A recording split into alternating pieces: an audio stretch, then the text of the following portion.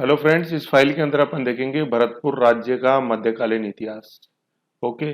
सबसे पहला फैक्ट अपन देखते हैं, भरतपुर राज्य का जो नामांकन हुआ है वो भगवान राम के छोटे भाई भरत के पीछे हुआ है। तो भरतपुर में जो अपन देखते हैं ये भरत, तो ये भगवान राम के भाई जो है उनके नाम पे हुआ है। पुर मतलब निवास। फिर दूसरा है भगवान राम के एक अन्य छोटे भाई लक्ष्मण, वो क्या है, वो भरतपुर के कुल देवता है। और भरतपुर की जो कुल देवी हैं वो राजेश्वरी माता है। कुल देवता तो कौन हो गए, लक्ष्मण, और कुल देवी राजेश्वरी माता। और भरतपुर का जो नामांकन हुआ है वो भगवान राम के छोटे भाई भरत के पीछे हुआ है। एक्चुअली भारत का नाम भी इस भरत के पीछे ही पड़ा है। ठीक है, ऐसे अपन को जानना। फिर क्या, राजस्थान में जाटों के अधीन दो रियासतें थी, एक भरतपुर एक धौलपुर। दोनों के अंदर जो समुदाय डोमिनेंट था वो जाट था। भरतपुर के अंदर जो जाट समुदाय मिलता है वो अपन देखते हैं सिनसिनवार जाट। सिनसिनीवार भी है, सिनसिनवार एक ही चीज है। इन क्षेत्रों मतलब भरतपुर और धौलपुर क्षेत्रों में जाट शक्ति का उद्भव, ठीक है, ये शब्द बड़ा इंपॉर्टेंट है, शक्ति का उद्भव मुगल बादशाह औरंगजेब के शासनकाल में हुआ है ना। जाट शक्ति का मतलब क्या है, देखो, इससे पहले भी मुगल बादशाह थे, मतलब औरंगजेब से पहले, जैसे बाबर, हुमायूं, अकबर, जहांगीर, शाहजहां थे। लेकिन उस समय जाट समुदाय जो था एक शक्ति के रूप में उद्भव नहीं हुआ, मतलब दोनों तालमेल के साथ रहते थे, मुगल बादशाह और जाट समुदाय, जाट जागीरदार, सब तालमेल से रहते थे। लेकिन औरंगजेब के समय जाट शक्ति का उदय का मतलब क्या है, जाट जो जागीरदार थे या जाट जो किसान थे, उन्होंने मुगल बादशाह औरंगजेब की संप्रभुता को मानने से क्या कर दिया, मना कर दिया, है ना। शक्ति, ये वर्ड इंपॉर्टेंट है, शक्ति। अब सवाल ये उठता है कि ऐसे क्या कारण थे जिनके कारण ये नौबत आई तानातानी की, कि जाट समुदाय को एक शक्ति के रूप में उद्भव होना पड़ा या उद्भव हुआ। तो वो क्या कारण थे, कुछ तो कारण अपन धार्मिक देखते हैं, जैसे औरंगजेब ने हिंदुओं के मंदिर तुड़वा दिए और हिंदुओं पे जजिया कर लगा दिया 1679 में, 1679 में, है ना। जजिया कर लगा दिया हिंदू जनसंख्या पे, है ना। जजिया कर एक्चुअली क्या है, जैसे पहले अकबर ने खत्म कर दिया था और फिर औरंगजेब ने उसको वापस लगाया। और जजिया कर क्या होता था, ये हिंदू जनसंख्या से लिया जाता था सुरक्षा के बदले में। ठीक है, तो एक तो जजिया कर लगा दिया हिंदुओं पे और दूसरा हिंदुओं के मंदिर तुड़वाना चालू कर दिया औरंगजेब ने। क्योंकि औरंगजेब को ऐसा लगता था कि ये भाई ज़्यादा लोग आते हैं मंदिर में, जैसे अपन जैसे देखते हैं विश्व प्रसिद्ध मंदिर, जैसे काशी का मंदिर है विश्वनाथ का, तो वो हर दिशा से वहाँ लोग आके इकट्ठे हुआ करते थे। तो औरंगजेब को लगता था कि यार ये हो सकता है कि ये सब सब लोग एक जगह यहाँ आ रहे हैं, तो ये मुगल बादशाह के अगेंस्ट में कोई साजिश कर लें या कोई अफवाह फैला दें, इसलिए मंदिर तोड़ना चालू किया था। ठीक है, तो औरंगजेब की धार्मिक नीति के ये अपन तत्व देखते हैं जिसके कारण से जाट शक्ति का उद्भव हुआ।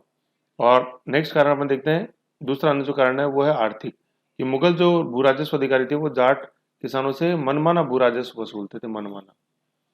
ठीक है, तो ऐसे अपन ने देखे कि औरंगजेब के खिलाफ जो विद्रोह हुआ जाट समुदाय का, उसके कुछ कारण तो धार्मिक थे और कुछ कारण आर्थिक थे। ठीक है ना। लेकिन मेन जो कारण देखो, यहाँ देखो, जाट जाति के विद्रोह का कारण आर्थिक था, न कि धार्मिक। ठीक है ना, ये चीज हमने समझने वाली है, ये क्वेश्चन आया हुआ है इसके अंदर।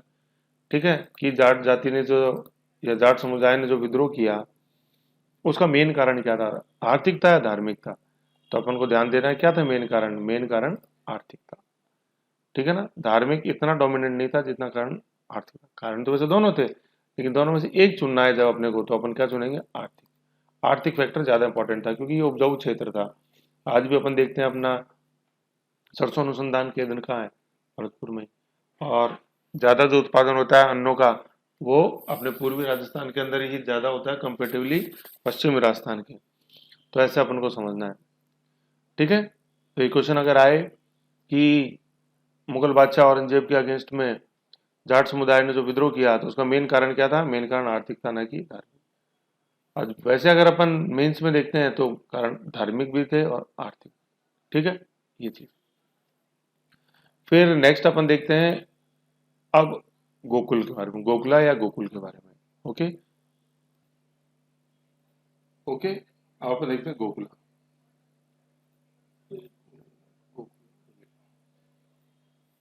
गोकुल या गोकुला, है ना, गो। ठीक है, तो इसका मतलब जैसे आपको थोड़ा सा बता देता हूँ, ये गोकुल में जैसे गो आ रहा है ना, गो गो गाय। गाय को आपको क्या खिलाना है, तिल खिलाना है, तिल तिल तिल। गाय को क्या खिलाना है, तिल खिलाना है, तिल। गाय को तिल, ये तिल पटका, ये इसलिए इसका क्लू है ये। देखो क्या है, 1669, ठीक है, 1669 ईस्वी में, 1669 गोकुल है ना, 1669 1669 ईस्वी में मथुरा के जाट किसानों ने स्थानीय जमींदार गोकुल जाट, ठीक है ना, स्थानीय जमींदार, कहीं बाहर से पकड़ के नहीं लाए थे, ये अपने नेताओं को, जाट किसानों ने जो स्थानीय नेता था उसी को अपना नेता बनाया, क्या उसका नाम था, गोकुल जाट के नेतृत्व में मुगलों के खिलाफ विद्रोह का बिगुल बजाया, कब, 1669 में, 1669 के अंदर। मुगलों के विरुद्ध ये पहला हिंदू विद्रोह था, हिंदू विद्रोह है ना पहला, लेकिन इसका मेन कारण क्या था, इसका मेन कारण आर्थिक था, ना कि धार्मिक। ओके, ये अपन को ध्यान में रखना है। फिर क्या हुआ, 1669 1669 में तिलपट मथुरा की लड़ाई में मुगल सेना ने गोकुल जाट को पराजित कर उसकी हत्या कर दी, ठीक है ना, ये गोकुला जाट का शुरुआत और अंत था, ठीक। तो सबसे पहले संगठित जाट विद्रोह मुगल बादशाह औरंगजेब के खिलाफ किसने शुरू किया, भरतपुर क्षेत्र में गोकुला जाट ने, ठीक है। और किस लड़ाई में हराया गोकुला जाट को मुगलों ने, तो गाय को क्या अपन ने क्या डाला था अभी, तिल, है ना, तो तिलपट, तिलपट्टी नहीं है, तिलपट, ओके। फिर नेक्स्ट अपन देखते हैं भज्जा, इसकी भी औरंगजेब के द्वारा क्या कर दी गई, हत्या कर दी गई, जैसे इससे पहले किसकी करी थी, गोकुला जाट की करी थी औरंगजेब, ओके। फिर नेक्स्ट अपन इंपॉर्टेंट शासक देखते हैं राजा राम, 1685 1688, बड़ा इंपॉर्टेंट शासक है ये। हाँ, इससे रिलेटेड जो मेन बातें हैं राजा राम से रिलेटेड, वो क्या क्या है वो देखते हैं। सबसे पहले तो क्या, औरंगजेब के विरुद्ध लड़ाई में राजा राम ने सतनामी आंदोलन, ठीक है, ये सतनामी धार्मिक आंदोलन था, ठीक है, सतनामी समुदाय द्वारा चलाया जा रहा था नारनौल हरियाणा में, का सहयोग प्राप्त हुआ, ठीक है। तो औरंगजेब के विरुद्ध लड़ाई में सतनामी आंदोलन का सहयोग प्राप्त हुआ किसको, राजा राम को। फिर नेक्स्ट जो अपन देखते हैं फैक्ट इंपॉर्टेंट, कि राजा राम ने सिकंदरा आगरा स्थित अकबर के मकबरे को लूटा था और मकबरे से अकबर की हड्डियों को निकालकर जला दिया था, ये बहुत इंपॉर्टेंट क्वेश्चन है। तो राजा राम ने किसके मकबरे को लूटा, अकबर के मकबरे को, जो कहाँ स्थित है, आज भी वहीं स्थित है ये मकबरा, सिकंदरा आगरा में, मतलब आगरा से जब दिल्ली जाते हैं तो उस रूट पर पड़ता है, ये उत्तर प्रदेश में है, ठीक है। ये अपने जो सिकंदरा इधर है दौसा की तरफ, वो सिकंदरा नहीं है, ये आगरा में है सिकंदरा, आगरा दिल्ली रोड के ऊपर, ठीक है। तो अकबर के मकबरे को लूटा किसने, राजा राम ने, और अकबर की हड्डियों को कब्र से निकाल कर किसने जला दिया, राजा राम ने। कहने का मतलब क्या, अकबर का राम नाम सत्य है, ये किसने कर दिया, ये राजा राम ने कर दिया, राजा राम। तो राम नाम पढ़ते हैं ना, तो राम, तो राम नाम सत्य अकबर का किसने कर दिया, राजा राम। तो ऐसे अपन ने देखा कि राजा राम की जो महत्वाकांक्षा थी या शक्ति थी वो काफी थी, और उससे चिंतित कौन हो बेटा, औरंगजेब हो बेटा। औरंगजेब ने देखा राजा राम को तो हराना या इसका दमन करना तो बहुत जरूरी है, लेकिन औरंगजेब खुद नहीं जाएगा, किसको भेजा, आमेर के शासक राम सिंह को। ये मिर्जा राजा जयसिंह के पुत्र ही हैं ये, राम सिंह। मिर्जा राजा जयसिंह की मृत्यु हो जाती है 1668 के अंदर, ठीक है। मिर्जा राजा जयसिंह जिसने पुरंदर की संधि करी थी 1665 में, वही है, ठीक है। उनके पुत्र राम सिंह प्रथम, ठीक है। तो आमेर के शासक राम सिंह को भेजा औरंगजेब ने राजा राम को दबाने के लिए, लेकिन राम सिंह क्या हो गया, असफल हो गया। उसके बाद राम सिंह का जो बेटा था और अगला जो आमेर के शासक थे बिशन सिंह, ठीक है ना, उनको भेजा गया राजा राम को दबाने के लिए। तो बिशन सिंह शुरू में तो सफल नहीं हो पाए, लेकिन फिर क्या हुआ, बिशन सिंह ने औरंगजेब के पुत्र बीदर बख्श की सहायता से राजा राम की हत्या करवा दी, ठीक है। तो बीदर बख्श की मदद से औरंगजेब के पुत्र, मतलब बीदर बख्श जो था वो कौन था, औरंगजेब का पुत्र था, ग्रैंडसन। तो बिशन सिंह और बीदर, ठीक है, वैसे बिशन सिंह और बी से बीदर बख्श ने राजा राम की क्या कर दी, हत्या कर दी। तो वैसे बिशन सिंह और वैसे ही बीदर बख्श, ओके। तो ऐसे अपन ने देखा कि राजा राम से रिलेटेड जो मुगल बादशाह वो तो औरंगजेब है, और जो आमेर के शासक रिलेटेड है राजा राम से, आमेर के शासक रिलेटेड है राजा राम से, वो कौन कौन है, एक तो राम सिंह और एक बिशन सिंह। ये बिशन सिंह पिता है किसके, सवाई जयसिंह के, जो जयपुर के संस्थापक, ठीक है। सवाई जयसिंह का काल आएगा 1743 साल राज किया, ठीक है। तो ऐसे अपन को ध्यान देना है। तो अब चूड़ामन जो अगला शासक है, उसके उसके समय जयपुर का शासक कौन होएगा, ये सवाई जयसिंह, ऐसे ध्यान देना, ठीक है। तो सवाई नहीं है ये राम सिंह, ये तो मिर्जा राजा मान सिंह है। ठीक है, मिर्जा राजा राम सिंह, मिर्जा राजा राम, ये मिर्जा राजा राम सिंह है। ठीक है, ये मिर्जा राजा बिशन सिंह है। और अब सबसे पहले सवाई जो टाइटल मिला वो कौन था? वो सवाई जयसिंह था। तो चूड़ामन के समय आएंगे सवाई जयसिंह। ओके, आगे चलते हैं। नेक्स्ट पढ़ते हैं अपन चूड़ामन। चूड़ामन, चूड़ामन क्या है? चूड़ामन को जाट जाति का क्या, जाट जाति का संस्थापक कहा जाता है चूड़ामन को। ठीक है, संस्थापक। ठीक है, प्लेटो और अफलातून नहीं है, वो तो अगले शासक है जो अपन चूड़ामन बदल सिंह सूरजमल पढ़ेंगे, वो है प्लेटो। लेकिन संस्थापक कौन है? ठीक है, वो संस्थापक है चूड़ामन। जाट जाट जाट साम्राज्य का संस्थापक चूड़ामन। फिर चूड़ामन ने 7, है ना, 6+1, ये सॉरी 1+6 होना चाहिए, 1 सेकंड, है ना। चूड़ामन ने 7 मुगल शासकों का शासन देखा है। ठीक है, 7, 1+6, 1+6 मतलब एक तो औरंगजेब है और 6 परवर्ती शासक है मुगल शासक। 7 मुगल शासकों का शासन देखा चूड़ामन ने। ठीक है ना, इसलिए संस्थापक। अब इसका अपन रोल देखेंगे। तो एक तरह से मतलब चूड़ामन, ठीक है, चूड़ामन। कितने मुगल शासक? 7।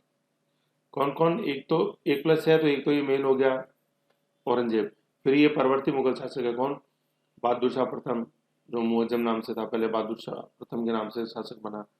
बहादुर शाह प्रथम, जहांदार शाह, फरुखशियार, रफीउर दर्जात, रफीउर दौल्ला। पहले जात है रफीउर दर्जात, उसके बाद दौल्ला है, रफीउर दौल्ला, और मोहम्मद शाह रंगीला। तो ये 7 मुगल बादशाहों के सल्तनत या शासन देखा। 1, 2, 3, 4, 5, 6 और ये रंगीला 7। ठीक है, ऐसे ध्यान रखना अपन को। चूड़ा 7 रंग चूड़ामन। ठीक है, फिर अपन देखते हैं कि 1707 में औरंगजेब की मृत्यु के बाद उसके उसके पुत्रों, ठीक है, औरंगजेब के पुत्रों के मध्य जो उत्तराधिकार का संघर्ष हुआ, औरंगजेब के पुत्रों के मध्य जो उत्तराधिकार का संघर्ष हुआ, जिसको जाजुआ का युद्ध बोलते हैं अपन, ये जाजुआ का युद्ध, उसमें औरंगजेब के पुत्र कौन कौन? मुअज्जम, ठीक है, ये तो मुअज्जम मतलब मुअज्जम बोलते हैं, बहादुर शाह प्रथम बोलते हैं, एक ही बात है, और आजम शाह के मध्य हुए जाजुआ के युद्ध में, जाजुआ का युद्ध हुआ। इस युद्ध में चूड़ामन ने किसकी सहायता की? इस ऊ की, चूड़ा ऊ और ये मुअज्जम ऊ, है ना, मुअज्जम की सहायता की या बहादुर शाह प्रथम की सहायता की, और ये शासक जीत गया था। ठीक है ना, तो ये असला असली बाजीगर वही है जो बहती हवा का रुख पहचान ले कि हाँ भाई कौन शासक जीतेगा। ठीक है, तो इसने भी दाव सही लगाया चूड़ामन ने, ऊ ऊ, चूड़ा में ऊ और मुअज्जम में, मुअज्जम जीत गया। इसके फेवर में रहा, ये मदद करता है। फिर नेक्स्ट शासक अब मुगल बादशाह बनते थे फर्रुखशियार ने चूड़ामन को किसकी उपाधि दी? राव बहादुर खान, राव बहादुर खान फर्रुखशियार ने उपाधि दी। 1715 में अपन देखते हैं फर्रुखशियार ने जयपुर के सवाई जयसिंह को चूड़ामन का दमन करने के लिए भेजा, परंतु जयसिंह इसमें असफल रहा।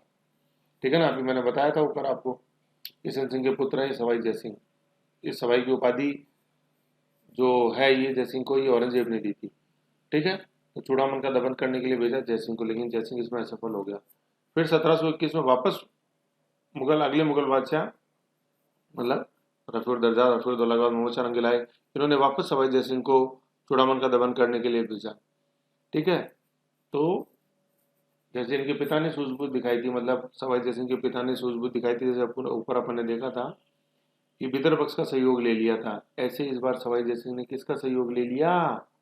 बदन सिंह का, जो चूड़ामन के क्या थे? भतीजे थे। तो ये बहुत बड़ी चीज थी एक डिप्लोमेसी, है ना, इसको अपन को ध्यान में रखना है। ये देखो,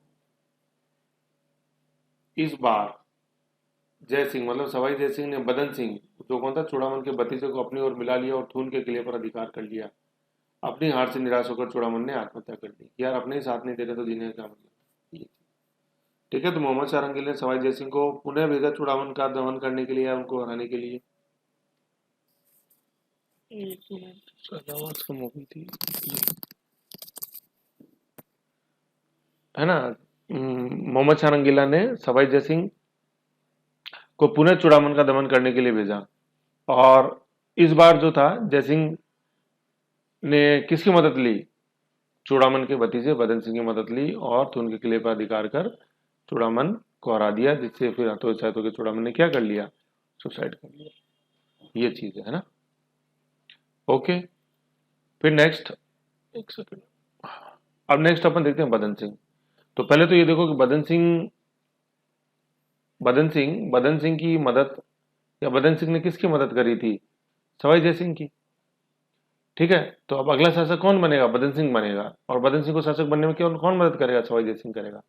बदन सिंह को लोग नहीं चाहते हैं, भरतपुर के लोकल लोग नहीं चाहते हैं, क्योंकि इसने तो एक तरह से अपन करते हैं कि जो शासक थे उस समय चूड़ामन उनके अगेंस्ट में जाके, उनके विरुद्ध में जाके सवाई जय सिंह की मदद करी है ना, तो भरतपुर की जनता तो चाहती नहीं कि अगला शासक बदन सिंह बने, लेकिन सवाई जय सिंह चाहता है कि नहीं है?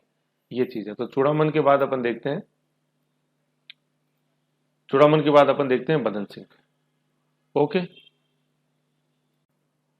ओके, तो नेक्स्ट अपन देखते हैं बदन सिंह।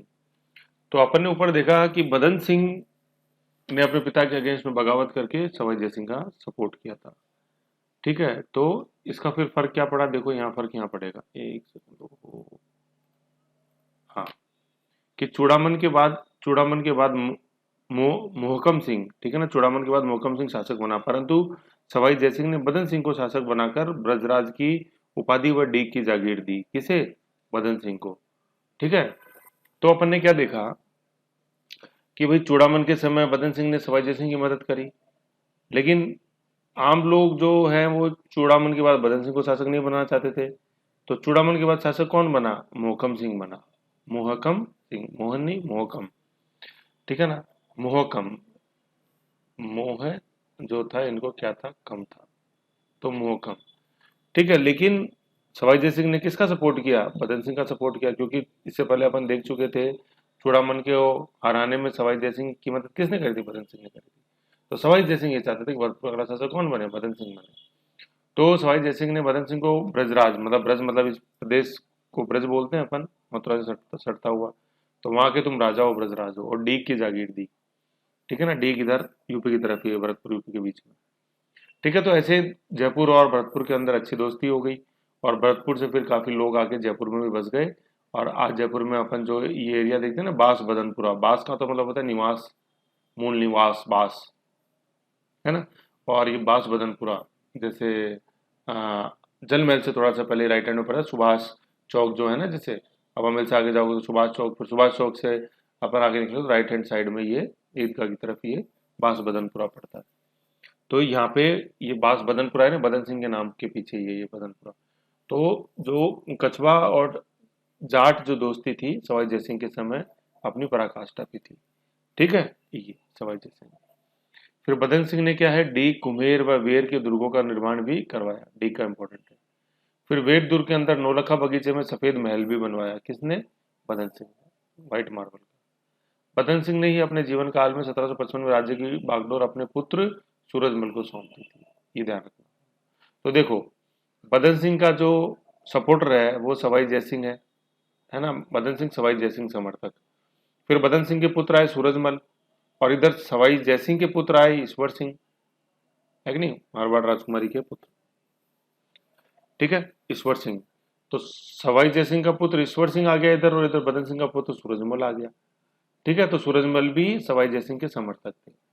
पिता से सीख ली इन्होंने कि जयपुर से समर्थक रहना अपने को, ऐसे। तो सवाई जय सिंह की मृत्यु के बाद जब जयपुर में सवाई ईश्वर सिंह के लिए गद्दी पाना इतना आसान नहीं था, क्योंकि देवारी समझौतों के कारण ईश्वर सिंह और माधो सिंह में गृह युद्ध की स्थिति उत्पन्न हो गई थी। तो इस बार बारी थी भरतपुर शासक सूरजमल की मदद करने की, जयपुर नरेश बनने में ईश्वर सिंह की। ये अपन को चाहिए ध्यान रखना। ठीक है ना, ये बड़ी इंपॉर्टेंट लाइन है, ऐसे अपन को ध्यान रखना है फोटो के। ओके, ये है।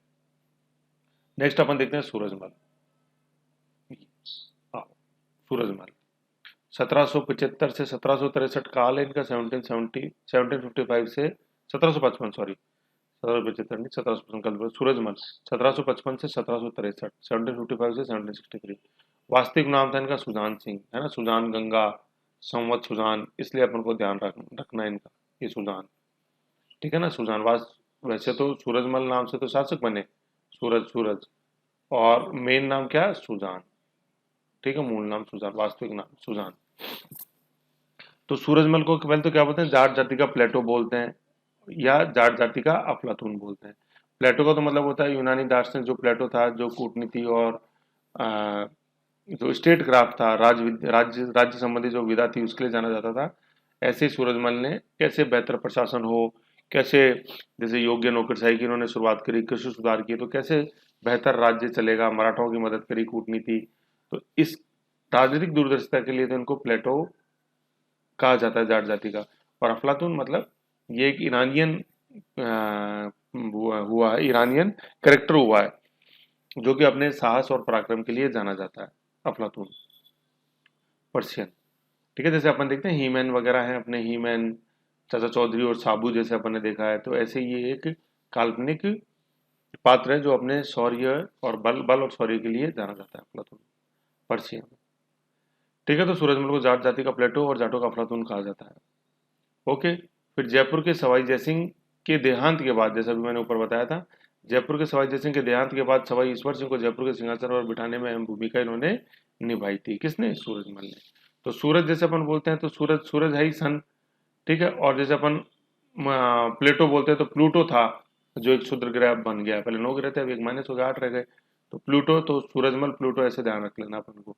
और ईश्वर, सूरज ईश्वर है कि नहीं है? सूरज भगवान ईश्वर, ऐसे। और उसको सूरज जो ईश्वर भगवान है उसको अपन पानी चढ़ाते हैं, है ना, पानी। तो पानी मतलब पानीपत के तृतीय युद्ध के समय ये सूरजमल ही था मराठा सरदार। तो 1761 में पानीपत के तृतीय युद्ध में सूरजमल ने मराठों की सहायता की थी, तथा अहमद शाह अब्दाली के हारने के बाद कई मराठाओं ने भरतपुर में शरण ली थी। और ये शरण किसने दी थी? ये शरण दी थी सुजाट राजा सूरजमल ने, ठीक है। तो मराठाओं की हार हुई थी थर्ड बैटल ऑफ पानीपत के अंदर अहमद शाह अब्दाली के द्वारा, और हारने के बाद इनको जो शरण दी थी वो कौन था? जाट नेता सूरजमल, ठीक है।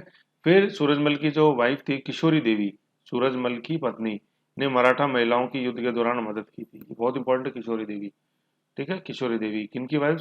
राजा सूरजमल की वाइफ, ठीक है। सूरजमल ने अपने राज्य में कृषि सुधार किए, जिस कारण राज्य की आय कितनी हो गई थी? 1,75,00,000। इसको 1.75 करोड़ भी बोल देंगे, ठीक है ना। 1,75,00,000 राज्य की आय यहाँ इस समय हो गई, ठीक है ना। 1,75 का लाख या 1.75 CR, करोड़ का हो गया।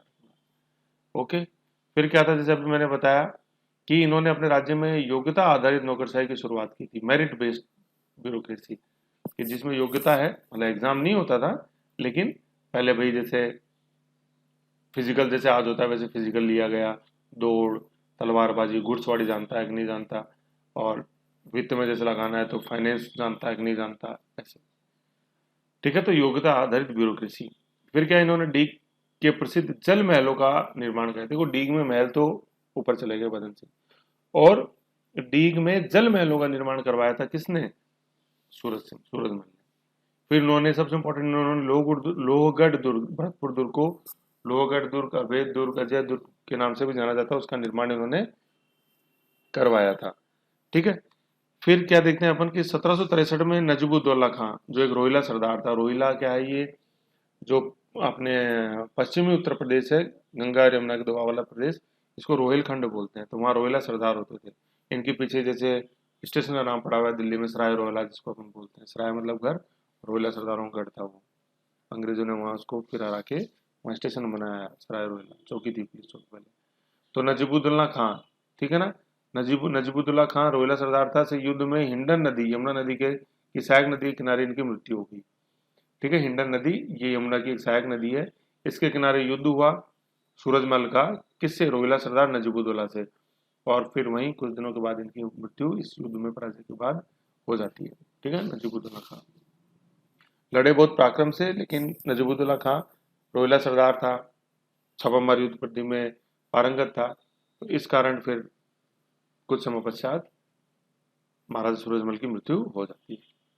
फिर जो सबसे इंपॉर्टेंट फैक्ट है सूरजमल की, महाराज सूरजमल की जानकारी हमें उनके पुरोहित थे, जिसका क्या नाम था? मंगल सिंह द्वारा रचित ग्रंथ कौन सा? संवत सुजान विलास।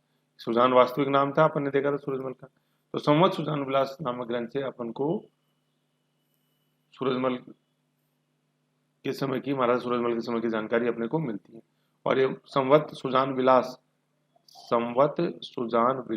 SSV नामक ग्रंथ किसने लिखा था? पुरोहित मंगल सिंह, ओके, ये चीज। तो अभी अपन ने देखा कि भरतपुर दुर्ग का निर्माण कराया था किसने? सूरजमल ने। अब अपन देखते हैं भरतपुर दुर्ग, जिसे लोहगढ़ दुर्ग भी कहा जाता है, ठीक है ना। लोहगढ़ दुर्ग इसलिए क्योंकि अंग्रेज इसको जीत नहीं पाए थे, 5 बार आक्रमण करके पश्चात भी।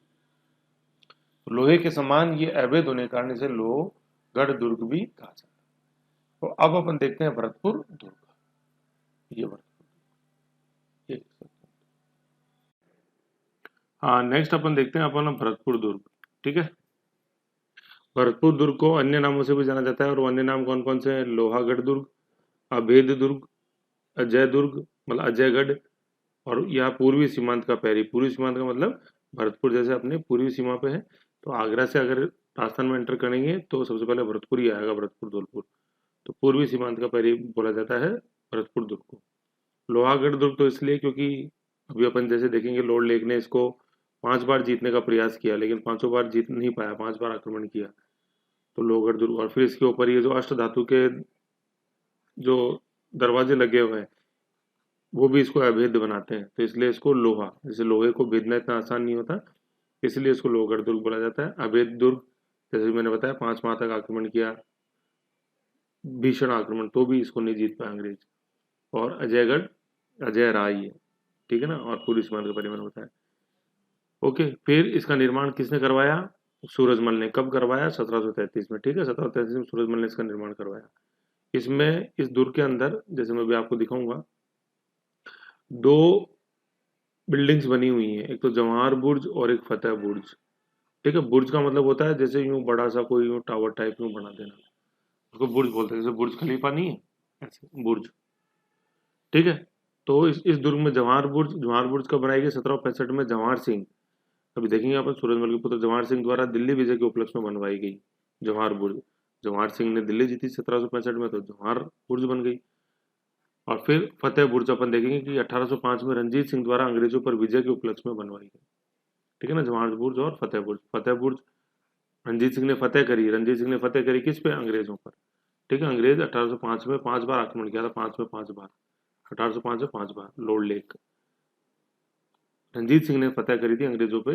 ठीक है ना, मतलब अंग्रेज जीत नहीं पाए थे 5 माह के घेरे के बाद भी, उस खुशी में रंजीत सिंह ने ये फतेह बुर्ज बनाई। ठीक, फिर क्या है अगला जो इंपॉर्टेंट सेगमेंट है इसमें, क्या? अष्ट धातु के किवाड़। ठीक, जैसे मैं आपको फोटो दिखाऊं इन अष्ट धातु के किवाड़ों की थोड़ा सा, तो उससे और आपको समझ में आएगा। मैंने आपके लिए निकाल रखी है, ये देखो, ये है ना, ये ऐसे ये अष्ट धातु के किवाड़ लगे हुए हैं इसके अंदर। ठीक है, 2 गेट हैं ऐसे, ये दिल्ली गेट पे बने हुए हैं, ये इसी पे ही है, ये अष्ट धातु के किवाड़ ये दिल्ली गेट पे। ठीक है, तो अष्ट धातु के किवाड़ ये इस पे भाले लगे हुए हैं, तो जिससे कि भाई हाथी अगर टक्कर, जैसे मजबूत गेट होते थे ना, तो उनको खोलने का तरीका था कि इनको हाथी से इन पे चोट दी जाए। अब चूंकि इन पे नकुले कुल्ली लग गई, तो हाथी से भी तोड़ने को संभव नहीं था। तो इन गेटों के बारे में देखते हैं क्या है। सबसे पहले अपन देखते हैं ये गेट जो थे ओरिजिनल रूप से चित्तौड़गढ़ दुर्ग में लगे हुए थे। ठीक है, ओरिजिनल रूप से ये चित्तौड़गढ़ में लगे हुए थे किवाड़, मतलब अष्ट धातु के किवाड़, किवाड़ मतलब दरवाजे, अष्ट धातु मतलब 8 धातुओं से मिलकर। इन किवाड़ों को अलाउद्दीन खिलजी ने चित्तौड़गढ़ दुर्ग से उतारकर दिल्ली के सिरी के किले पर लगवाया था। ठीक है ना, अलाउद्दीन ने जब चित्तौड़गढ़ जीता था 1303 के अंदर, चित्तौड़गढ़ दुर्ग अलाउद्दीन खिलजी ने जीता, तो वहां से उतारकर इस अलाउद्दीन खिलजी ने को लेकर दिल्ली में सिरी के किले, सिरी सिरी राजधानी थी, अलाउद्दीन खिलजी ने ये शहर बसाया था। जैसे आपको देखना हो सिरी कहाँ है, तो कुतुब मीनार के आसपास का जितना भी क्षेत्र है ना, उसको सिरी बोलते हैं। ये कुतुब मीनार, कुतुबुद्दीन ऐबक, फिर गुलाम वंश के बाद खिलजी वंश आया, तो उसमें अलाउद्दीन खिलजी ने सिरी बसाया कुतुब मीनार के आसपास ही सारा, तो वहां लगा दिया इसने। फिर शाहजहां ने जब लाल किला बनाया तो शाहजहां ने भी लगा दिया वहां पे, मतलब सिरी से उतार के शाहजहां ने लाल किले पे लगा दिया। कोई भी जैसे नई बिल्डिंग बनाना चाहता है, नया कुछ बनाना चाहता है, तो वहाँ एक यूनिक चीज लगाना चाहता है।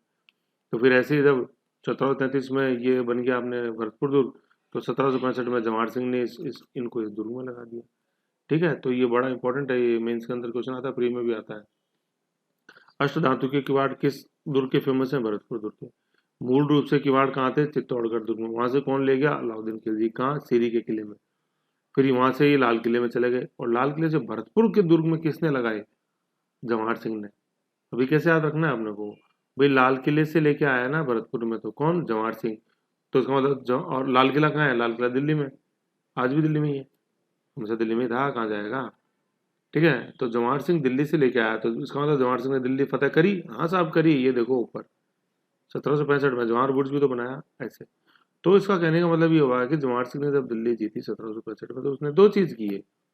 एक तो ये गेट लेके आया वहां से, अष्ट धातु के किवाड़ जो लगा दिए भरतपुर के दुर्ग में, है ना। एक तो किवाड़ का कॉन्सेप्ट है और दूसरा बुर्ज का कॉन्सेप्ट है दिल्ली विजय के उपलक्ष्य में। किसकी? जवाहर सिंह की। कब? 1765। ऐसे ध्यान रखना है ना। चिपका मत देना अष्ट धातु की भी सूरजमल ने लगाया, गड़बड़ हो जाएगी। सूरजमल का निर्माण है फोर्ट का। फिर देखते हैं इसके अंदर बिहारी मंदिर है। बिहारी मतलब ब्रज बिहारी कृष्ण जी। और राजेश्वरी माता जो कि भरतपुर वंश की कुल देवी है, ऊपर पढ़ा था मैंने। लक्ष्मण कुल देवता है और भरतपुर वंश की कुल देवी राजेश्वरी देवी है, राजेश्वरी माता का मंदिर भी है। ठीक है। यह दुर्ग इतना मजबूत व अभेद है कि अपने निर्माण से लेकर देश की स्वाधीनता प्राप्ति तक अंग्रेज इसे जीत नहीं पाए, है ना। मतलब युद्ध करके नहीं जीत पाए। 1805 में अंग्रेज अधिकारी, अंग्रेज सेनापति लॉर्ड लेक द्वारा 5 माह तक इस दुर्ग को घेरने के बावजूद भी लोहागढ़ दुर्ग पर अंग्रेजों का कब्जा नहीं हो सका। देख लो आप, जीत के तो कभी नहीं मिला पाए, है ना। वो बात दूसरी है कि जब रणजीत सिंह ने साइड संधि कर ली थी तो ये अंग्रेजों को मिल जाता है, लेकिन जीत कर कभी वो अंग्रेज इसको नहीं मिला पाए अपने अंदर। ये चीज ध्यान रखने वाली है, ठीक है ना। तो जो इंपॉर्टेंट क्वेश्चन है, एक तो आक्रमण कब हुए अंग्रेज?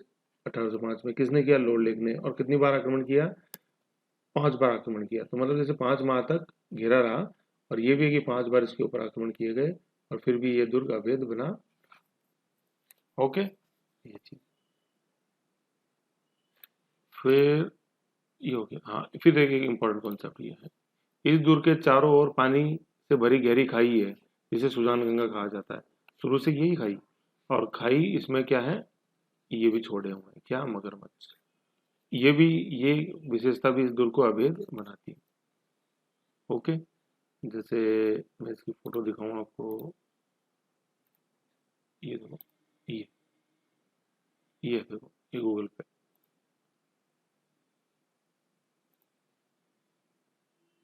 एक मिनट, है ना। कैसे जाएगा? ये देखो, ये गूगल मैप में है। अब जैसे ये देख रहे हो, ये चारों तरफ ये ब्लू में ये पानी की खाई है इसकी। ओके, ऐसे। और ये लोहागढ़ फोर्ट ये इसका है। और ये जवाहर बुर्ज अभी देखा अपने 1765, ये है।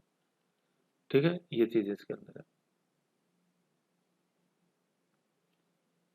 और वैसे इमेजें देखना चाहो इसकी तो एक सेकंड, ये देखो, पानी से गिरा हुआ ये मैंने गेट का कर दिया था, तो गेट में लगा है ये भरतपुर फोर्ट। ये देखो, पानी से झील दिख रही है ना, मतलब झील क्या, मतलब जो खाई है, पानी से गिरी खाई, काफी गहरी है, और मगरमच्छ भी है इसके अंदर। तो ये है लोहागढ़ फोर्ट। ऐसे देखो, पानी दिख रहा है ये ऐसे। और वीडियो देख लेना आप, जैसे यूट्यूब पे देखो, ये पानी से गिरा हो ऐसे, ठीक है ना। तो ये था आपने भरतपुर फोर्ट। मेंस में क्वेश्चन आता है इसका, बहुत इंपॉर्टेंट है ये, ध्यान रखना अपने भरतपुर फोर्ट। फिर नेक्स्ट देखते हैं अपन जवाहर सिंह। जवाहर सिंह यही है 1765 में जिसने दिल्ली लूटी और वहां से अष्टादश की वार्ड लेके आया, वही जवाहर सिंह। ओके, अब अपन देखते हैं जवाहर सिंह। तो पहले जवाहर सिंह देखने से पहले ना, एक ये अपने को ये याद रखना है थोड़ा सा, ये जो आ रहा है ना, ये ये पेरेंट ट्री है, इसको थोड़ा सा ध्यान रखना। देखो क्या है, सूरजमल और उनकी वाइफ किशोरी देवी, ठीक है ना। ये वही थी जिन्होंने मराठा महिलाओं की मदद किशोरी देवी ने करी थी। और 1761 में सूरजमल, जो भी अपन ने देखा। अब सूरजमल और किशोरी देवी की जो संतान है, जो 3 महत्वपूर्ण, एक तो जवाहर सिंह, रतन सिंह और रणजीत सिंह, ठीक है, ये संतान। फिर जवाहर सिंह की जो संतान अगले, वो केसरी सिंह, ठीक है। रतन सिंह की मृत्यु हो जाएगी जल्दी। फिर रंजीत सिंह, है ना, रंजीत सिंह का पुत्र रणधीर सिंह, रणधीर सिंह का बलदेव, पहले देव है, ठीक है, और फिर बलवंत है। ऐसा अपने को ध्यान रखना है। तो सूरजमल के बाद शासक बनेंगे जवाहर सिंह, ठीक है, ये अपन को ध्यान रखना है। फिर ये जैसे जैसे फ्लो बनेगा, ये वैसे वैसे मैं आपको बताता जाऊंगा, आप ध्यान रखना। तो ये रे डायग्राम अपन को ध्यान रखना है, समझे।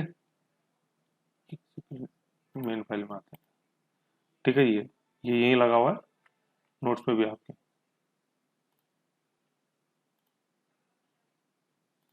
जवाहर सिंह, जवाहर सिंह ने क्या किया, इसने सिख सैनिकों को अपनी सेना में भर्ती किया तथा शिमरू नामक अंग्रेज सेनानायक को अपनी सेवा में रखा। तो मतलब इसने सिखों को भी अपनी सेना में रखा और अंग्रेजों को भी रखा। अंग्रेज कौन था? शिमरू।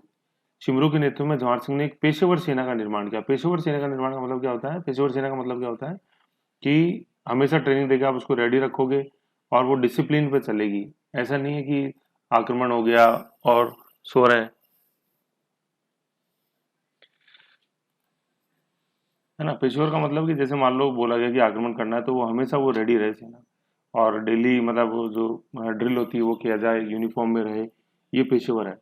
तो इन सब में क्या लगता है कि जैसे भी सिख सैनिकों को भी लिया और अंग्रेजों को भी लिया, तो इसका मतलब जवाहर सिंह के मन में कुछ कर चल रहा था कि कहीं अपन को एक बड़ा हमला करना है, तो बिल्कुल वो करना था। ये देख लो जल्दी ही अगली साल ही, मतलब 64 में तो बैठे गद्दी पे और 65 अगली साल ही क्या सपना था, दिल्ली पे अपन को आक्रमण करना है, दिल्ली को लूटना है।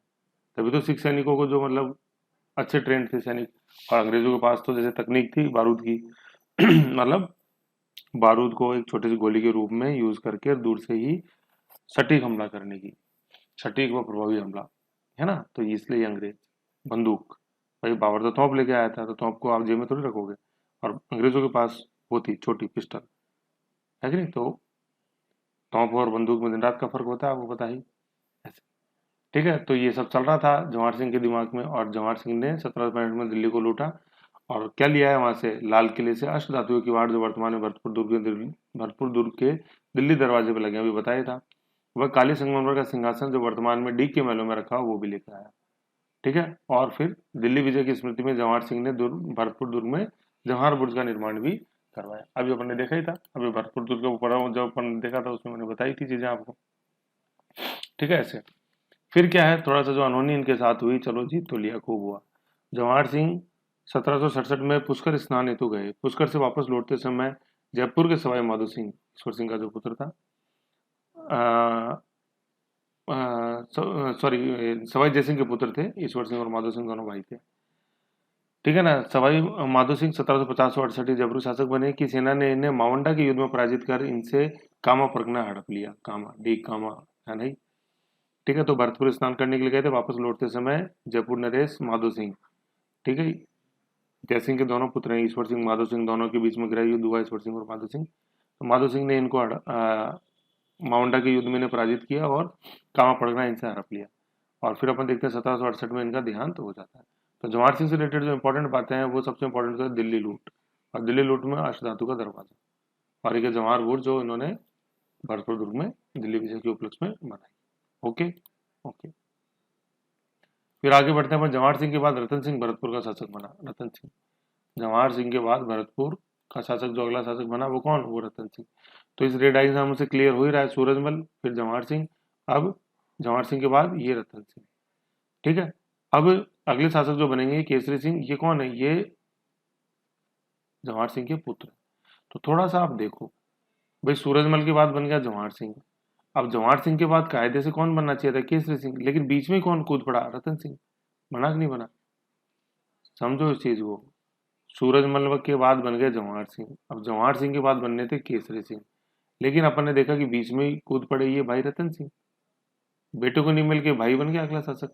लेकिन ये राजा रतन सिंह ज्यादा माह तक नहीं रहा, 7 माह तक ही रहा, केवल 7 माह, केवल तो रहा। लेकिन ये रंजीत सिंह के अंदर क्या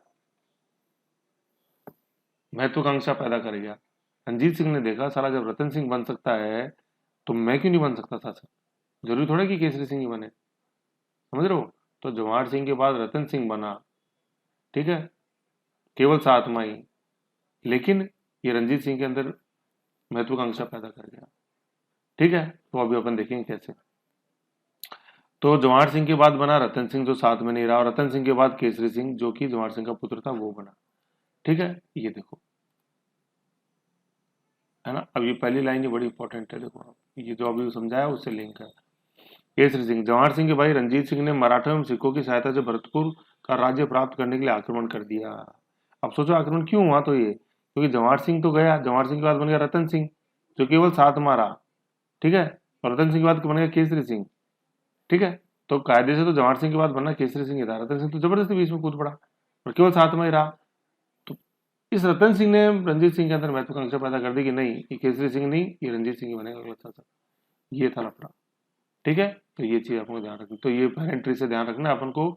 सूरजमल, जवाहर सिंह, रतन सिंह, रंजीत सिंह, जवाहर सिंह के पुत्र केसरी सिंह, और रतन सिंह 7 माह ही रहा, ज्यादा इनका रोल नहीं है। फिर रंजीत सिंह के बाद रणधीर, रणधीर के बाद पहले देव और फिर बलवान। ठीक है, इसका भी एपिसोड बहुत इंपॉर्टेंट है, अपन देखेंगे। दुर्जन साल आएगा बीच में। ठीक है, तो केसरी सिंह के बारे में अपन पढ़ते हैं। तो पेरेंट्री ध्यान रहेगा तभी आगे की लीला आप समझ पाओगे, आप सारे क्लास तक आ जाओ। फिर क्या देखते हैं अपन, भाई केसरी सिंह के समय जवाहर सिंह के भाई रंजीत सिंह ये मराठाओं एवं सिखों की सहायता से भरतपुर राज्य को प्राप्त करने तो आक्रमण कर दिया। तो इस आक्रमण का प्रभाव क्या हुआ? ठीक है, फिर इस हस्तक्षेप का क्या परिणाम हुआ? रंजीत सिंह बीच में कूद तो पड़े, लेकिन परिणाम क्या हुआ? देखो, किशोरी देवी सूरजमल की पत्नी आई थी अभी, सूरजमल की पत्नी के आग्रह पर नजफ खान नजफगढ़ जिसने बनाया। ठीक है, दिल्ली में नजफगढ़, अपने वीरेंद्र सहवाग। नजफ खां कौन था? मुगल सम्राट शाह आलम द्वितीय का अमीर था, एक अमीर का मतलब प्रधानमंत्री। शाह आलम द्वितीय का ने भरतपुर राज्य का पुनर्गठन का जिम्मा लिया। ठीक है, तो जैसे अपन ने बूंदी में देखा कि आनंद कुंवरी ने बुलाया मराठाओं को, ऐसे किशोरी देवी सूरजमल की जो पत्नी थी, उनके आग्रह पर नजफ खान ने भरतपुर के अंदर इंटरफेयर किया। नजफ खान ने केसरी सिंह को तो राजा बनाकर रंजीत सिंह, उसके चाचा रंजीत सिंह को राज्य का क्या बना दिया? दीवान बना दिया। दीवान भी एक तरह का प्रधानमंत्री होता था। ठीक है, जैसे अमीर तो क्या, जैसे जो मुस्लिम जो होते थे दरबार, उनके अंदर ही प्रधानमंत्री को अमीर बोलते थे, और हिंदू दरबारों के अंदर दीवान बोलते थे प्रधानमंत्री। फिर 1917 में केसरी सिंह या केसरी सिंह का निधन हो गया, है ना। तो अपन को समझ, आपको समझ में आया ही ये। अब देखो वापस डायग्राम के ऊपर आते हैं। तो पहले ये था ऊपर ये लगा हुआ, अब आपको वापस बताता हूँ। तो देखो, जवाहर सिंह के बाद अगला शासक बना केसरी सिंह, मतलब जवाहर सिंह के बाद रतन सिंह, रतन सिंह के बाद केसरी सिंह। तो केसरी सिंह के समय जो हस्तक्षेप कर दिया वो था ये रंजीत सिंह, ये रंजीत सिंह। तो इस रंजीत सिंह को दबाने के लिए, रंजीत सिंह के हस्तक्षेप को खत्म करने के लिए नजफ खां को बुलाया। मतलब हाँ, किसने बुलाया? किशोरी देवी, ये रही किशोरी देवी। किशोरी देवी कौन? सूरजमल की वाइफ। तो ऐसे जो ये पूरा कॉन्सेप्ट है अपन को समझना है। तो फिर नजफ खां बीच में आए, तो नजफ खां ने केसरी सिंह को तो शासक बनाया और रंजीत सिंह को दीवान बना दिया, ऐसे। ठीक है, तो ये ध्यान में रहेगा, तो ये जो नीचे कॉन्सेप्ट है ये समझ में आएगा। फिर अगर अपन नेक्स्ट शासक पढ़ते हैं रंजीत सिंह। ठीक है, रंजीत सिंह राजस्थान में सर्वप्रथम भरतपुर भरतपुर का शासक रंजीत सिंह ने 29 सितंबर 1803 को अंग्रेज सेनापति कौन, या अंग्रेज वाइस गवर्नर जनरल कौन, इसमें लॉर्ड वेलेजली के साथ सहायक संधि करी। ठीक है, ये अपन को ध्यान में रखना है, बहुत इंपॉर्टेंट कॉन्सेप्ट है। ठीक है ना, इसमें देखो दो तीन चीजें जो समझने वाली बात है। सबसे पहले अंग्रेजों से सहायक संधि करी राजस्थान में, वो किसने करी? भरतपुर ने करी। कब करी? 1803 में, 29 सितंबर 1803, 29 9 है ना, ध्यान रखना है। और भरतपुर शासक कौन? रंजीत सिंह। ठीक है, और अंग्रेज उस समय गवर्नर जनरल कौन? वेलेजली। एक्चुअली ये वेलेजली की ही दिमाग की उपस्थिति क्या, सहायक संधि, सब्सिडरी अलायंस जिसको बोलते हैं। तो ये जो भी कर लेता था राज्य अंग्रेजों से संधि कर लेता, सहायक संधि। इसका मतलब ये होगा कि जो अंग्रेजों के दोस्त हैं वो उस राज्य के दोस्त होंगे, जो अंग्रेजों के दुश्मन है उस राज्य के दुश्मन होंगे। बात इतनी सी है, हमारा दोस्त तुम्हारा दोस्त, हमारा दुश्मन तुम्हारा दुश्मन, ऐसे दोनों के लिए। ठीक है ना, तो ये भरतपुर का अपन को ध्यान में रखना है। फिर देखो, अब इसका क्या परिणाम निकला, अब आप देखो कि द्वितीय आंग्ल मराठा युद्ध चल रहा था 1803 से 1806। उस समय इंदौर का शासक था जसवंत राय होलकर। उसने एक अंग्रेज सेनापति फ्रेजर की हत्या कर दी। ठीक है, तो इसका मतलब होलकर जो हो गया ये अंग्रेजों का दुश्मन हो गया कि नहीं हो गया, कि अंग्रेज सेनापति की हत्या कर दी। तो फिर हो गया ना, अंग्रेजों का दुश्मन हो गया होलकर। फिर क्या होता है, अंग्रेजों के डर से ये होलकर रंजीत सिंह के शरण में चला गया, और रंजीत सिंह ने इसको शरण दे दी। तो रंजीत सिंह ये बोलेगा कि यार अभी थोड़े कुछ दिनों पहले ही तो, ये तो 1805 की घटना है, कुछ दिनों पहले तो अपने अंग्रेजों से सहायक संधि करी है 1803 में। अब अंग्रेजों को जो दुश्मन है उनको रंजीत सिंह को शरण नहीं देनी चाहिए, लेकिन देखो अंग्रेजों का दुश्मन होलकर, अंग्रेजों का दुश्मन क्यों? उसने अंग्रेज सेनापति फ्रेजर की हत्या कर दी, फ्रिज में टिका दिया फ्रेजर को होलकर ने फ्रिज को खोलकर फ्रेजर को टिका दिया उसमें, होलकर खोलकर फ्रेजर फ्रिज ऐसे। तो और फिर शरण दे दी होलकर को। तो अंग्रेजों से अब दुश्मनी मोड़ ले ली कि नहीं ले ली रंजीत सिंह ने, जबकि रंजीत सिंह ने तो सहायक संधि करी हुई है। अब फंस गया रंजीत सिंह, ये देख लो। होलकर को रंजीत सिंह द्वारा शरण दिए जाने का 1805 में अंग्रेज सेनापति लॉर्ड लेक, है ना, लॉर्ड तो मतलब इसलिए क्योंकि लॉर्ड हाउस ऑफ लॉर्ड जो था उसके सदस्य बन जाते थे इंग्लैंड में आ जाने के बाद। तो लॉर्ड लेक ने भरतपुर दुर्ग को घेर लिया तथा 5 माह तक घेराबंदी कर 5 बार जबरदस्त आक्रमण किए, किंतु वह दुर्ग को नहीं जीत पाया। देखो 1805 है ना, 1805, तो 5 में कितनी बार आक्रमण किया? 5 बार। और कितने महीने तक? 5 माह तक। नहीं जीत पाया, अंततः अंग्रेजों को रंजीत सिंह से संधि करनी पड़ी और दुर्ग का घेरा उठाया गया। कहना का मतलब युद्ध से तो जीत के इसको कभी भी हासिल नहीं कर पाए अंग्रेज ये। रंजीत सिंह ही राजस्थान के पहले शासक व भरतपुर राजस्थान की पहली रियासत थी जिसने ब्रिटिश हुकूमत को धूल चटाई। धूल यहाँ ये ऐसे 5 माह तक घेरा बनी, भरतपुर दुर्ग, अजय दुर्ग, लोह दुर्ग, ठीक है, धूल चटाई। तो देखो वो बात तो सही है, धूल चटाई, लेकिन एक बात बताओ, सबसे पहले चाटी भी तो सही, मतलब ये याद करने का तरीका है। ये बात सही है, आपने सबसे पहले धूल चटाई, लेकिन सबसे पहले चाटी भी तो सही, अंग्रेजों से सहायक संधि करी कि नहीं करी 1803 में? तो ये है, पहले चाटी 1803 में सहायक संधि करके और फिर चटाई 1805। तो ये ध्यान रखना अपने को, पहले चाटी, दोनों क्वेश्चन आते हैं ये मतलब सहायक संधि किसने करी सबसे पहले?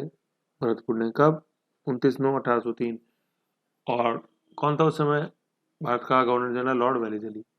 वेल, अच्छे से करो उस सहायक संधि, वेलेस्ली, वेल मतलब अच्छा, ठीक है। तो ये चीज अपन को ध्यान में रखनी है। तो सब पहले चाटी और फिर चटवाई। चटवाई का मतलब ये 1805 में 5 माह तक 5 बार आक्रमण किए लेकिन जीत नहीं पाया लोड लेक, ऐसे, ठीक है। तो ये अपन को ध्यान में रखना है। तो रंजीत सिंह का लेना देना, 3 अंग्रेज आ गए, एक तो वेलेस्ली, सहायक संधि, एक फ्रेजर के हत्यारे होलकर को शरण दी, और तीसरा ये लॉर्ड लेक। तो ये 3 अंग्रेज हैं जो अपने रंजीत सिंह से जुड़े हुए हैं, वेलेस्ली, फ्रेजर और लेक, ऐसे ध्यान रखना। ओके। अब रंजीत सिंह के बाद जो अगला शासक बनता है वो रणधीर सिंह। तो ऊपर मैंने बताया था, देखो ये चल रहा है ऐसे, रंजीत सिंह के बाद रणधीर सिंह, ऐसे, फिर देव और फिर वंश। ओके, अच्छा, रणजीत सिंह हो गया, अपन देखते हैं रणधीर सिंह, कोई खास नहीं रणधीर सिंह का। रणजीत सिंह के बाद उसका पुत्र रणधीर सिंह भरतपुर का शासक बना, कोई नहीं। फिर मैंने बताया देव आएगा। देव के इस समय क्या खास बात थी? बलदेव का जो संतान थी 6 वर्ष की, उसका नाम था बलवंत। इसकी रक्षा के लिए या इसकी देखरेख के लिए अंग्रेज अधिकारी अंग्रेज अधिकारी डेविड डॉक्टर, है ना, डॉक्टर याद रख लो, डॉक्टर से हो जाएगा ऑक्टर, डेविड डॉक्टर, डेविड डॉक्टर, है ना, डेविड डॉक्टर नहीं ऑक्टर है, लेकिन डॉक्टर ध्यान रख लो तो याद हो जाएगा। तो बच्चा बलवंत की रक्षा के लिए किस डॉक्टर को नियुक्त किया? डेविड डॉक्टर को, मतलब डेविड डॉक्टर, डेविड डॉक्टर मतलब डेविड ऑक्टरलोनी, है ना, ये चीज हमको ध्यान रखना। तो क्या है, बलदेव सिंह, इन्होंने अंग्रेज अधिकारी डेविड ऑक्टरलोनी को अपने यहाँ आमंत्रित किया एवं अपने 6 वर्ष के पुत्र बलवंत सिंह की हिफाजत हेतु निवेदन किया। कहने का मतलब बलदेव सिंह ने अपने वयस्क पुत्र बलवंत सिंह की सुरक्षा के लिए किस अंग्रेज अधिकारी को नियुक्त किया? David Ochterlony. और ऑक्टरलोनी याद नहीं रहे तो डेविड डॉक्टर याद रख लो, डेविड डॉक्टर, डॉक्टर से ऑक्टर हो जाए, ठीक है, ऐसे, ठीक। तो अंग्रेज अधिकारी को इन्होंने नियुक्त किया।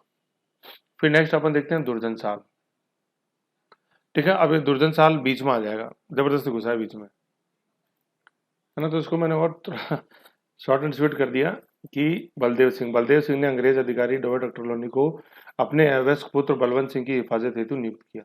फिर अगला शासक अपन देखेंगे दुर्जन साल, ठीक है, बीच में जबरदस्ती कूद पड़ा बलदेव और बलवंत के, देखेंगे कैसे दुर्जन साल, ठीक है, ये दुर्जन साल। तो बलदेव सिंह के बाद उनके भतीजे दुर्जन साल ने 13 मार्च 1825 को राज सिंहासन पर अधिकार कर लिया, ठीक है। ये दुर्जन साल किस वंश का चला आ रहा है? केसरी सिंह वंश का, ठीक है। पर अधिकार कर बलवंत सिंह कौन था? बलदेव सिंह का जो पुत्र था, उसको कैद कर लिया। तो थोड़ा पहले याद करो भाई, इस बलदेव सिंह की रक्षा, बलदेव सिंह ने बलवंत सिंह की रक्षा के लिए किसको रखा था? डॉक्टर को रखा था। तो वही डॉक्टर आ गया, देखो, रेजिडेंट डॉक्टर लोनी, मतलब डॉक्टर लोनी ने दुर्जन साल को सिंहासन से हटाने तो अंग्रेजी सेना बुलाई। ये तो वचन दिया था डॉक्टर लोनी ने बलदेव सिंह को कि हाँ ठीक है, मैं तुम्हारे बच्चे का ध्यान रखूंगा, बलवंत सिंह का। तो डॉक्टर लोनी ने अंग्रेज सेना बुलाई, परंतु उस समय गवर्नर जनरल लॉर्ड एमहर्स्ट, कौन? एमहर्स्ट, EMEREST, लॉर्ड एमहर्स्ट ने इसे पारिवारिक मामला मान फौजें भेजने से इनकार कर दिया।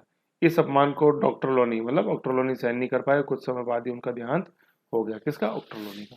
तो भाई डॉक्टर लोनी को बुरा लगा ना, डॉक्टर लोनी तो बलवंत सिंह के पिता बलदेव सिंह को वचन दिया था तुम्हारे बच्चे का ध्यान रखूंगा मैं, और जब दुर्जन साल कूद पड़ा बीच के अंदर ही, शासक बन गया बलदेव सिंह के बाद, डॉक्टर लोनी को बुरा लगा। डॉक्टर लोनी ने अंग्रेज सेना भेजने के लिए गवर्नर जनरल एमएस को बोला, लेकिन एमएस ने बोला नहीं, पारिवारिक मामला इंटरफेयर नहीं।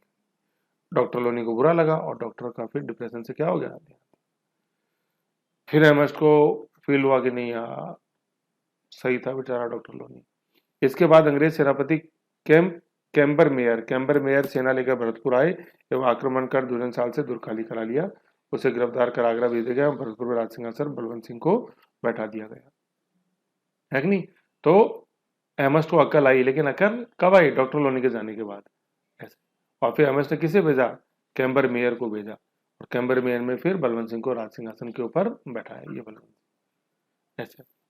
तो अब बलवंत सिंह शासक बना, ठीक है, ये बलवंत सिंह। तो अब शासक तो बन गया, लेकिन अपन ने देख लिया कि भाई बैठाया किसने? अंग्रेजों ने बैठाया, ठीक है। और इंटरफेरेंस अब अंग्रेजों का चालू ही हो गया। तो फिर पॉलिटिकल एजेंट कुप्रबंधन चालू हो गया इनके राज्य में। तो बलवंत सिंह के शासनकाल में पॉलिटिकल एजेंट की रिपोर्ट पर राज्य में कुप्रबंधन के कारण राजमाता एवं दीवान बैजनाथ को भरतपुर से बाहर निष्कासित कर दिया गया, है ना। तो कुप्रबंधन तो होना ही था, अंग्रेजों का हस्तक्षेप तो दिनों दिन बढ़ता ही जा रहा था, भाई अंग्रेजों ने तो बैठाया इनको ऐसे। तो ये ध्यान रखना अपने को, ठीक है। ये था बलवंत सिंह तक का। तो अब देख लो, अब वापस इस डायग्राम पे आ जाओ। देखो अब समझ में आ रहा है कि नहीं आ रहा है डायग्राम? मैंने बताया था। देखो जवाहर सिंह के बाद रतन सिंह के बाद बन गए केसरी सिंह, लेकिन रणजीत सिंह ने विद्रोह कर दिया था। तो फिर जो किशोरी देवी थी उन्होंने बुला लिया मदद के लिए नजफ खां को, ठीक है। फिर केसरी सिंह के बाद देखते हैं फिर कौन बना? रंजीत सिंह के बाद रणधीर सिंह के बाद बलदेव सिंह ने अपने अवयस्क पुत्र की रक्षा के लिए किसको बुलाया था? डेविड डॉक्टर लोनी को, डॉक्टर फिर इन दोनों के बीच में अपन देखते हैं कौन कूद पड़ा? दुर्जनशाल, ठीक है। फिर दुर्जनशाल का सारा एपिसोड ही अपन ने देखा। दुर्जनशाल बनाम एक्टर लोनी बनाम एमएस्ट, फिर आया कैम मेयर ऐसे, फिर बलवंत सिंह बना ऐसे। तो इसलिए पेरेंट्री इंपॉर्टेंट है। और दुर्जनशाल किधर था? दुर्जनशाल इस शाखा का था, दुर्जनशाल है ना, ऐसे अपन को ध्यान रखना, ठीक है। ये चीज है बात सारी। तो थोड़ा ऐसे पेरेंट्री ध्यान देते हो तो समझ में आ जाती है चीज, पेरेंट्री ध्यान नहीं रखोगे तो नहीं आएगी समझ में। फिर बोलोगे सर क्या पढ़ा दिया, आ जाओ। तो ये बलवंत सिंह का है, बलवंत सिंह तक देखिए अपन। उसके बाद जरक आएंगे, जय रह का जरक, जरक जरक जय रह का, जैसे जसवंत सिंह, आर से राम सिंह और कैसे किशन सिंह। जसवंत सिंह क्या है? इन्हीं के शासनकाल में 1857 का स्वतंत्र संग्राम हुआ, लेकिन इस विद्रोह में उन्होंने अंग्रेजी सेना की मदद करी। तो इस कारण 1877 में अंग्रेज सरकार ने इनको क्या दिया? सितारे Hind, grand commander sitar, star of India, GCSI, grand commander star of India. इसको हिंदी में बोलते थे सितारे हिंद, सितारे हिंद, स्टार ऑफ इंडिया, ठीक है। ये है। तो जसवंत, है ना, जैसा, है ना, जैसा 1857 का संग्राम है वैसा 1857 का संग्राम वैसा कोई नहीं हुआ, इसलिए इसको प्रथम संग्राम बोलते हैं। तो जस से जसवंत याद रखना है, 1857 जैसा, जसवंत, ठीक है। तो एक जसवंत सिंह हुआ मारवाड़ के धर्मठ के युद्ध, गेट बंद, लकड़ी के बर्तनों में खाना, ठीक है। एक जसवंत सिंह यहाँ हुआ 1857 ऐसे। जसवंत सिंह के बाद बने राम सिंह, लेकिन राम सिंह ने जो जो उसमें माउंट आबू में अपने नौकर की हत्या कर दी, और फलतः ब्रिटिश सरकार ने राम सिंह को गद्दी से हटाकर उनके अवैध पुत्र किशन सिंह को 1900 में यहाँ का राजा बनाया, ठीक है। तो राम सिंह ने रामू की हत्या कर दी। रामू मतलब नौकर, ज्यादातर मूवीज में आप देखते हो ना, को नौकर का नाम क्या होता है? रामू ही होता है। रामू एक गिलास पानी लाओ, ऐसे साहब के लिए ऐसे, ठीक है। तो ये फिर उसके बाद अपन देखते हैं किशन सिंह का क्या है, देखो ये इस समय जो इम्पोर्टेंट है ना किशन सिंह का, एक तो देखो किशन सिंह का इम्पोर्टेंट है इस समय, इनके समय में ही भरतपुर के अंदर किसान आंदोलन अपन देखेंगे, बड़े इंपॉर्टेंट, ठीक है ना। मेव किसान आंदोलन जैसे जो पढ़े जाते हैं, फिर प्रजामंडल आंदोलन, ठीक है, वो सब शुरू हो गए, और बाद में विजेंद्र सिंह के समय एकीकरण हुआ। तो किशन सिंह है इंपॉर्टेंट। तो अंग्रेजों द्वारा इनकी तोपों की सलामी जोधपुर, बीकानेर और अलवर राज्यों के समान 17 तोपों की सलामी इनको कर दी गई थी, ठीक है। ये है सल्यूट्स, गन सल्यूट बोलते थे इसको, तोपों की सलामी गन सल्यूट 17 कर दी गई, मैक्सिमम थी, ठीक है। प्रथम विश्व युद्ध में अंग्रेजों ने भरतपुर की जनता को बड़ी संख्या में अंग्रेजी सेना भरतपुर की जनता को बड़ी संख्या में अंग्रेजी सेना में भर्ती किया तथा उन्हें युद्ध लड़ने हेतु भारत से बाहर कई स्थानों पर भेजा, खास तौर पे जैसे हाइफा का युद्ध, जैसे जो इसराइल है वहाँ, अरब सिनान ट्राइब यहाँ भेजा था सबसे ज्यादा राजस्थान के सैनिकों को। तो अंग्रेजों ने भरतपुर की जनता को अंग्रेजी सेना में नियुक्त किया सैनिकों के रूप में, और फिर उन्हें ब्रिटेन के बिहाफ पर जो सनाइन प्रायद्वीप है, अफ्रीका अफ्रीका और एशिया का जो है स्वेज नहर जहाँ है, उस क्षेत्र के अंदर ब्रिटेन की तरफ से जर्मनी के विरुद्ध युद्ध लड़ने भेजा था, ठीक है। ये याद रखना अपने को, ओके। ये चीज, ये अलवर में काफी अच्छा देखा हुआ है, एक बार देखना अलवर वापस। फिर क्या इन्होंने, ये स्मॉल, इन्होंने इन्होंने उर्दू के स्थान पर हिंदी को राजभाषा बनाया। उर्दू तो क्यों चल रही थी, क्योंकि मुगलों के प्रभाव के कारण, तो उसके स्थान पर हिंदी को राजभाषा बनाया। 1825 में इन्होंने पुष्कर में अखिल भारतीय जाट महासभा को संबोधित किया। तो पुष्कर बड़ा इंपॉर्टेंट है, देखो। तो ये हालांकि शेखावटी आंदोलन से भी जुड़ा हुआ है, लेकिन पुष्कर में जैसे भी अपन ने देखा ही था कि पुष्कर से लौटते समय किसकी हत्या हो गई थी, बताओ। माधो सिंह ने किसको पकड़ लिया था, याद करो आप। अभी आया था ऊपर, पुष्कर से आ रहे थे, स्नान करके आ रहे थे, किया तो बहुत कुछ, लेकिन ये देखो, किया तो बहुत कुछ, दिल्ली जीती, सब जीती, लेकिन पुष्कर में नाना महंगा पड़ गया। दिल्ली जीती थी जवाहर सिंह, लेकिन पुष्कर में नाना जवाहर सिंह को महंगा पड़ गया। माधो सिंह ने नहीं पहुंचने दिया वापस। ठीक है, तो ये है। तो अपन पढ़ रहे थे, ये किशन सिंह दिखा रहा था, बीच में आ गया था, है ना। तो इन्होंने पुष्कर में अखिल भारतीय जाट महासभा का सम्मेलन आयोजित किया, उसे संबोधित किया। शेखावटी किसान आंदोलन में आएगा ये। फिर 1927 में इन्होंने भरतपुर के अंदर हिंदी साहित्य सम्मेलन का आयोजित किया। तो हिंदी को जब ये प्रोत्साहन दे रहे थे, राजभाषा बना दिया, तो सम्मेलन भी आयोजित कर दो। फिर इन्हीं के समय भरतपुर में राजनीतिक जन जागृति का उद्भव हुआ, किसान आंदोलन हुए, भरतपुर में प्रजामंडल आंदोलन हुए। फिर क्या, अब चूंकि जैसे ये स्वतंत्रता की लहर चल रही थी, तो अंग्रेजों को दबाना चाहिए था, कैसे इनको यहाँ से हटाएं, दिल्ली से नजदीक वैसे था भरतपुर। ठीक है, तो 1928 में इन पर अपव्यय का आरोप लगाकर, मतलब कुप्रशासन का आरोप लगाकर सरकार ने इन्हें शासन से अलग कर दिया और लॉर्ड मैकेंजी को राज्य का प्रशासक नियुक्त किया। मैगी को, ठीक है, राज्य का प्रशासक नियुक्त किया। इनके निधन के बाद इनके पुत्र ब्रजेंद्र सिंह को 1929 भरतपुर का राजा बनाया। तो किशन सिंह की जो ध्यान रखने वाली बातें हैं, एक तो प्रथम विश्व युद्ध है, प्रथम विश्व युद्ध भेजा। दूसरा, इन्होंने हिंदी को जो प्रोत्साहन दिया, और मैकेंजी। ठीक है, फिर इनके बाद शासक जो अगले बने भरतपुर के, वो थे विजेंद्र सिंह। तो विजेंद्र सिंह के समय जो इंपॉर्टेंट घटना है, 1938 में भरतपुर प्रजामंडल का गठन हुआ। 38 में इसलिए क्योंकि हरिपुरा कांग्रेस इस समय हो चुकी थी, उससे प्रभावित होकर हरिपुरा कांग्रेस में पहली बार कांग्रेस ने माना कि राज्यों में उत्तरदायी शासन को वो सपोर्ट करेगी कांग्रेस, और राज्यों में, मतलब रियासती भारत के अंदर उत्तरदायी सरकार की स्थापना हो, लोकप्रिय सरकार का गठन हो। फिर इन्हीं के प्रयासों से, मतलब प्रजामंडल के प्रयासों से अपन देखते हैं, पराकाष्ठा 18 मार्च 1948, ठीक है, पहला चरण था एकीकरण का, को भरतपुर को मत्स्य संघ में मिला लिया गया प्रथम चरण के समय। ये प्रथम चरण था। अलवर, भरतपुर, करौली और धौलपुर को मिलाया गया, ABCD, अलवर, भरतपुर, करौली, धौलपुर। ठीक है, उस समय भरतपुर के महाराजा कौन, विजेंद्र सिंह, ऐसे। ठीक है, तो एकीकरण के साथ ही फिर भरतपुर का जो मध्यकालीन इतिहास का जैसे अपन जो एंड देखते हैं वो खत्म हुआ, मतलब एंड देखते हैं वो आया, और किसान और प्रजामंडल आंदोलन जैसे जो है, ये अपन ने भरतपुर के साथ ही अपन को देखने हैं। ठीक है, ऐसे।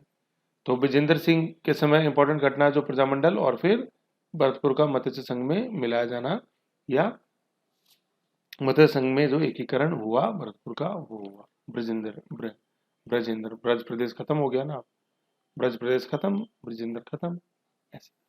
ठीक है, तो ऐसे ये भरतपुर था पूरा। जो इंपॉर्टेंट चीजें वो अपन ने देखी, इसका क्वेश्चन के साथ रिवीजन करो, अच्छा समझ में आएगा। ओके।